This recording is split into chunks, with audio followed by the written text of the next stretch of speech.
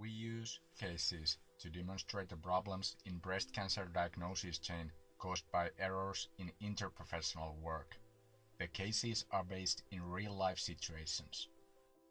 A woman comes to the nurse's office after she has detected a lump in her breast. Nurse gives her clinical breast examination (CBE) and asks for doctor's opinion about performing mammography. The doctor writes referral for clinical mammography, but the patient feels anxious about it and is not willing to attend because of the fear of the compression pain. The nurse doesn't know enough about the mammography examination in order to give information about it to the patient. For that reason, the nurse doesn't know how to insert the patient about the procedure, and so the patient stays anxious. The nurse tries to find another solution and consults doctor again, who accepts to give referral to breast ultrasound. The ultrasound shows no malignous tumor. The patient is calmed down and is pleased with the result. Further examinations are not performed. Because ultrasound is not reliable enough to rule out breast cancer completely, was the examined woman later diagnosed with breast cancer, but due to the lack of interprofessional work, the diagnosis was delayed seriously. Lack of knowledge about another healthcare professional's role in breast cancer diagnostic chain led to this mistake. It's important to know what other professionals' roles are in this chain and how they work in order to be able to guide the patient through the diagnostic chain. In this case, if the nurse had known enough about the mammography examination, she could have explained the procedure and the patient might have been insured enough to take the mammography examination at the first hand.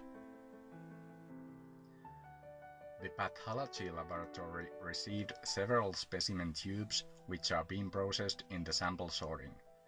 Biomedical laboratory scientist notices that some biopsy tubes don't have any labels on and that the samples are not in formalin solution either, so they can't be analyzed. The biomedical laboratory scientist calls the unit responsible for the mistake and asks them to send the new samples. Approximately from 46 to 62.2% of the mistakes that occur during the laboratory phase in diagnostics take place in the pre-analytical phase. The most common error reported in a pathology laboratory is mixing or disappearance of the specimen. In addition, specimen can be damaged due to the physical or chemical reasons as a result of inaccurate conditions during specimen handling and transportation. Also, errors over sample processing are common. This can lead to delays, extra costs, or even misdiagnosis and treatment. Mistakes occur in the operation room due to miscommunication between the surgeons, the other healthcare professionals, and patients. Communication plays a crucial role throughout the surgical process, especially during the pre-operative assessment as well as the procedures to verify the operative site.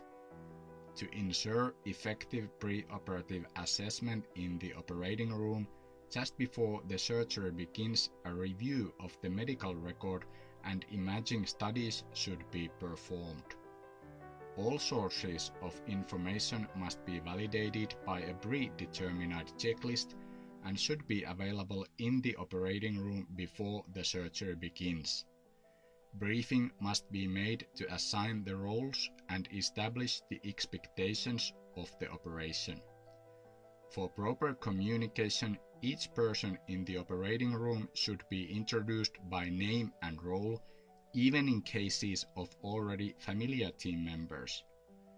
Whenever possible, the patient should be involved in the process of identifying the correct surgical site during the informed consent process and in the physical act of marking the intended surgical site in the preoperative area. The case here, a long operation is almost finished and there are 2 patients still waiting for operation. The surgery list had a patient with mastectomy of the right breast and another patient that was supposed to have breast cancer diagnostic biopsy.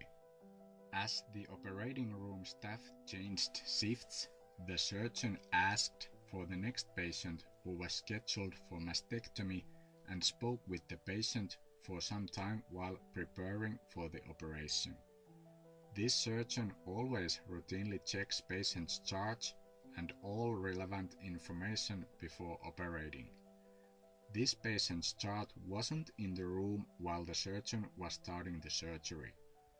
The surgeon asked for it but didn't want to wait for too long and began the surgery before the chart arrived.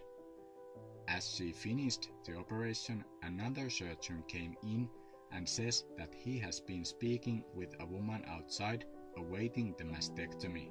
It turns out that the surgeon had operated of the wrong patient. Several people made several errors, including the surgeon who did not do the regular checkup, as well as the staff members who brought the wrong patient into the operating room. Better communication between the healthcare staff would have ensured safe surgery. These problems that were presented in these cases are often caused by rush, miscommunication, and uncareful actions. Problems in diagnostic chain cause more costs and mistrust between professionals and patients. With minor improvements, these could be prevented.